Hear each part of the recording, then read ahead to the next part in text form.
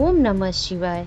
ओम त्र्यंबकं यजामहे सुगंधिं पुष्टिवर्धनम् उर्वारुकमिव बन्धना मृत्युमुक्षीयमामृता। जय श्री हरि। आपके अपने पावन डिजिटल मंच श्री हरि पर आप सभी भगवान शिव के अनन्य भक्तों का सहृदय स्वागत है। आज का यह दृश्य अत्यंत अलौकिक और पुण्यदायी है। आज हम साक्षात देवाधिदेव महादेव के रुद्राभिषेक की इस पवित्र धारा में डुबकी लगाने जा रहे हैं। शिव पुराण में महर्षि वेद व्यास जी लिखते हैं कि जो मनुष्य जीवन में एक बार भी भक्ति भाव से भगवान शिव का रुद्राभिषेक करते हैं या इस अभिषेक दर्शन को एकाग्रचित होकर देखता और सुनता है, उनके अंतरात्मा के पाप नष्ट हो जाते हैं। रुद्र का अर्थ है जो दुखों का हरण करे और अभिषेक का अर्थ है प्रेम की निरंतर धारा। जब इन दोनों का मिलन होता है तो आत्मा का परमात्मा से साक्षात संभव होता है। इस समय आप वीडियो में देख रहे हैं कि पूजा का शुभारंभ गणेश वंदना और संकल्प के साथ हो रहा है। सनातन परंपरा में बिना संकल्प के किया गया कोई भी धार्मिक अनुष्ठान अधूरा माना जाता है। हाथ में जल, अक्षत, पुष्प और कुशा लेकर संकल्प लिया जाता है। लेकिन क्या आप जानते हैं कि संकल्प का वास्तविक अर्थ क्या है? संकल्प केवल नाम और गोत्र का उच्चारण करना नहीं है।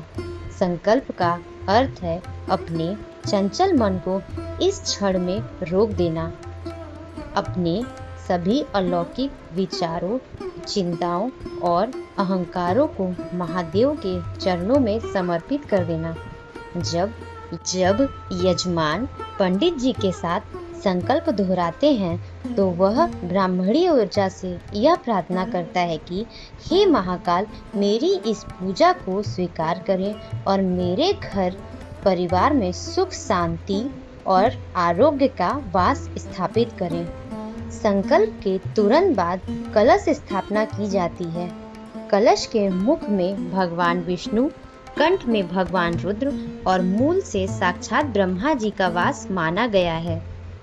इसके मध्य में मातृशक्ति का निवास होता है। कलश पर रखा नारियल इस बात का प्रतीक है कि मनुष्य अपने अहंकार रूपी खोपरे को भोड़कर अपने भीतर के शुद्ध जल रूपी भक्ति भाव को ईश्वर के सामने अर्पित कर रहा है। इसके साथ ही नवग्रहों का आवाहन किया जाता है। सूर्य, चंद्र, मंगल, बुध, गुरु, शुक्र, शनि, राहु और केतु। जब हम रुद्राभिषेक करते हैं तो नवग्रहों के समस्त दोष स्वतः ही शांत होने लगते हैं, क्योंकि भगवान शिव के ग्रहों के स्वामी हैं। वे काल के भी काल महाकाल हैं। जो शिव की शरण में आ जाता है उसका कोई भी ग्रह अहित नहीं कर सकता।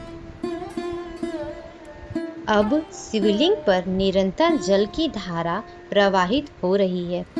इसे धारा पूजन कहा जाता है।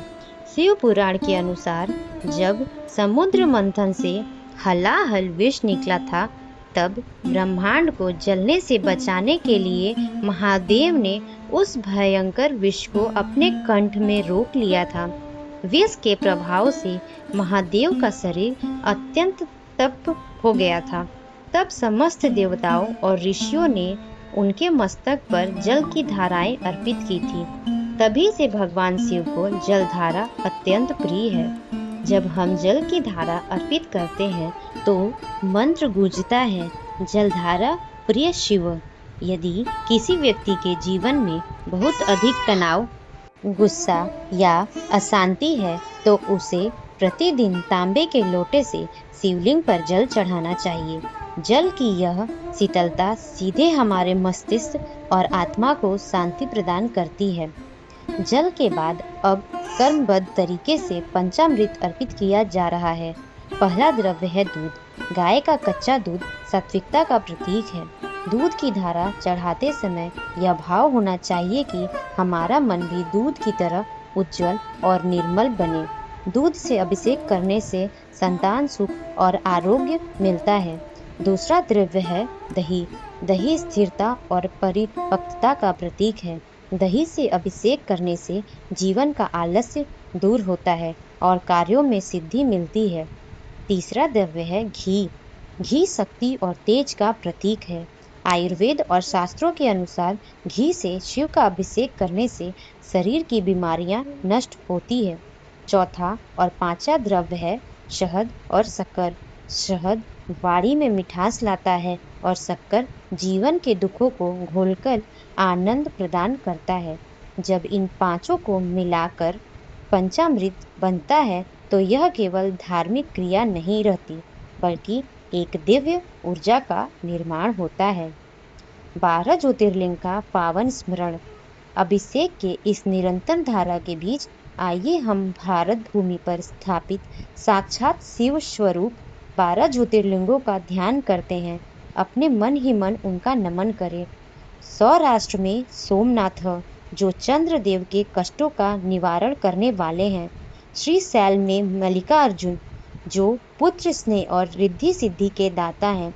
उज्जैन में महाकालेश्वर, जो काल को भी वश में रखने वाले मृत्युंजय हैं। ओमकारेश्वर, जो नर्मदा तट पर ओम के रूप में विराजमान है। हिमालय में केदारनाथ, जो पांडवों को पाप मुक्ति देने वाले परम पावन धाम है। डाकिनी में भीमाशंकर, जो असुरी शक्तियों का नाश करते हैं। काशी में विश्वनाथ, जो मोक्ष की नगरी के स्वामी हैं। नासिक में त्रयंबकेश्वर, जहाँ से पतित पावनी गोदावरी का उद्गम होता है। चित भूमि में बैजनाथ, जो समस्त शारीरिक और मानसिक रोगों के वैद्य हैं। द्वारका क्षेत्र में नागेश्वर, जो सर्पों और विषैली बाधाओं से रक्षा करते हैं। सेतु बंध पर रामेश्वरम, जिनकी स्थापना स्वयं मर्यादा पुरुषोत्तम भगवान श्री राम ने की थी। शिवालय में घुंगेश्वर, जो अटूट शक्ति का फल देने वाले हैं। इन 12 ज्योतिर्लिंगों के केवल नाम स्मरण से ही रुद्राभिषेक का फल कई गुना बढ़ जाता है। रुद्राष्टमी का वैदिक ज्ञान। इस समय पंडित जी वेद मंत्रों का पाठ कर रहे हैं।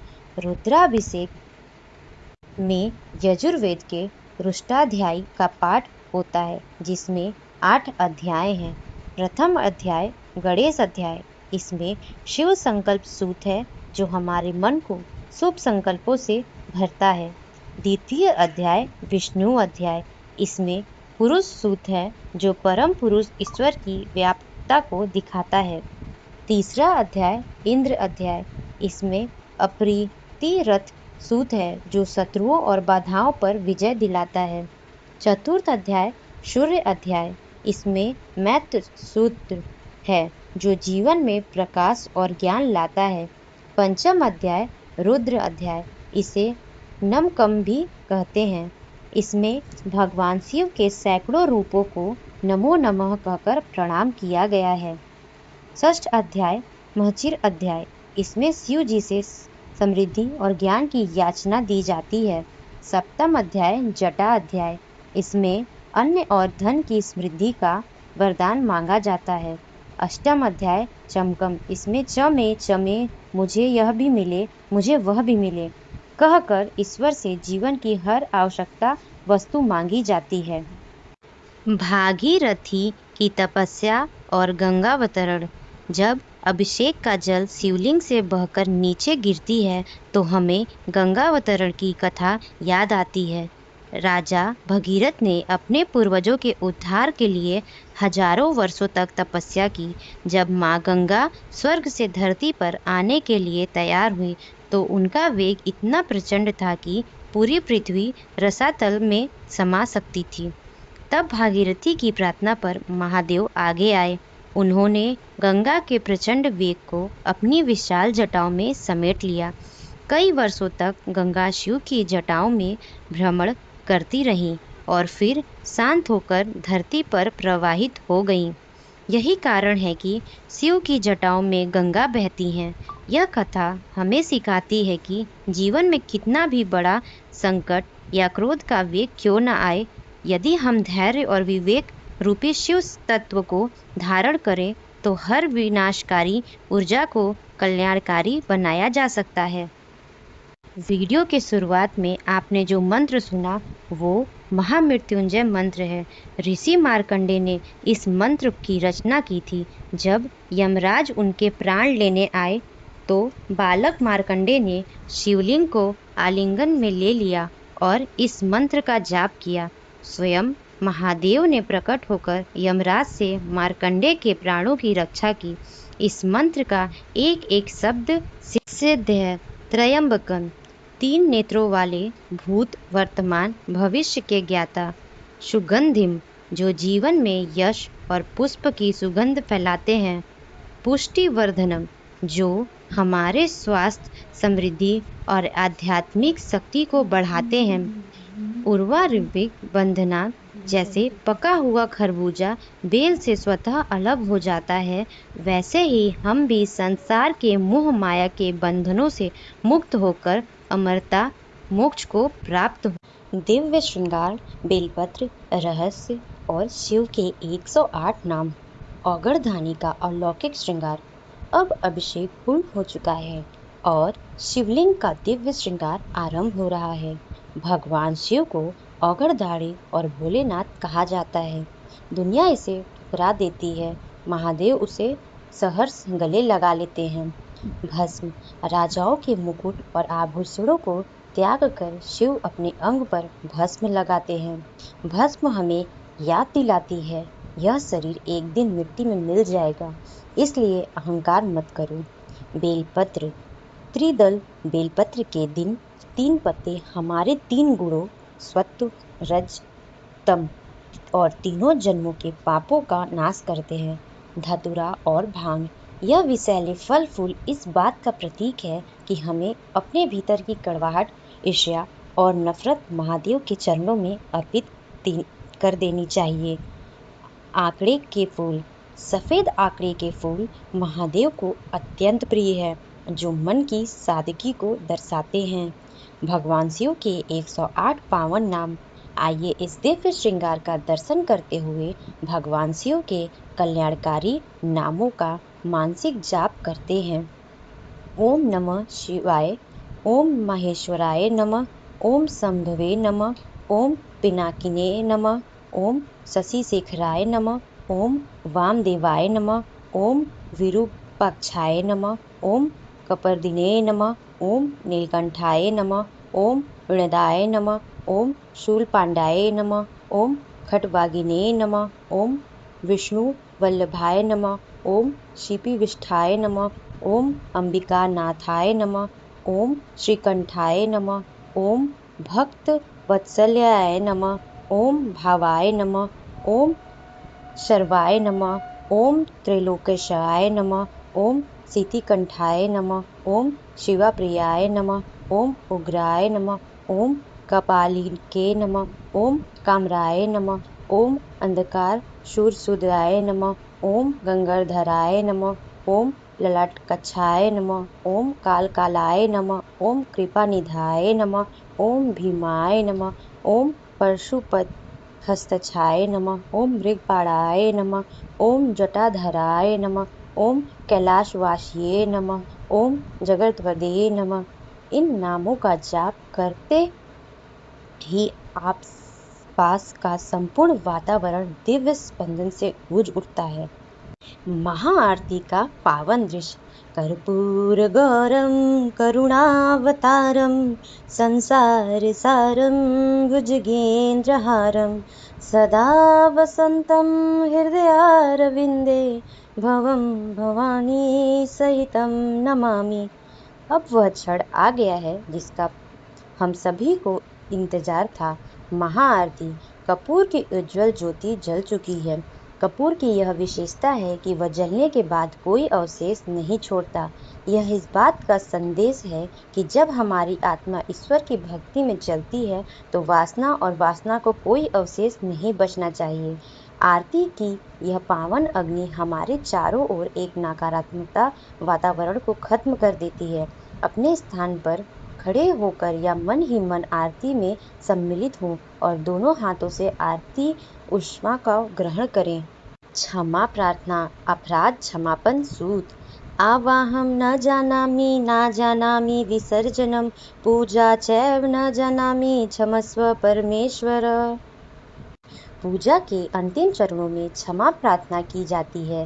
हे त्रिकालदर्शी महादेव, न हम मंत्र जानते हैं न पूजा की सही विधि जानते हैं। हम तो बस आपके अबोध बालक हैं। पूजा करते समय बोलने में या सामग्री अर्पित करने में जो भी भूल चूक हुई हो, अपने भक्ति निर्दोष भावना को देखकर हमें क्षमा करें। हमारे परिवार पर अपनी दया दृष्टि बनाए रखें। भगवान शिव की कृपा से आज का यह रुद्राभिषेक अनुष्ठान और दर्शन संपन्न हुआ। आशा है कि इस भक्तिमय यात्रा ने आपके मन को असीम शांति और आत्मिक ऊर्जा से भर दिया होगा। यदि आपको श्री हरि परिवार का यह प्रयास और भक्ति दर्शन पसंद आया तो इस वीडियो को अपने मित्रों, परिजनों और शिव भक्तों के साथ साझा करें। चैनल श्री हरि को सब्सक्राइब करके हमारे भक्ति परिवार का हिस्सा बने, ताकि ऐसी ही पावन कथाएं और पूजा दर्शन आप तक पहुंचते रहे। कमेंट बॉक्स में अपनी श्रद्धा व्यक्त करते हुए लिखना न भूलें। हर हर महादेव। जय श्री हरि। हर हर महादेव।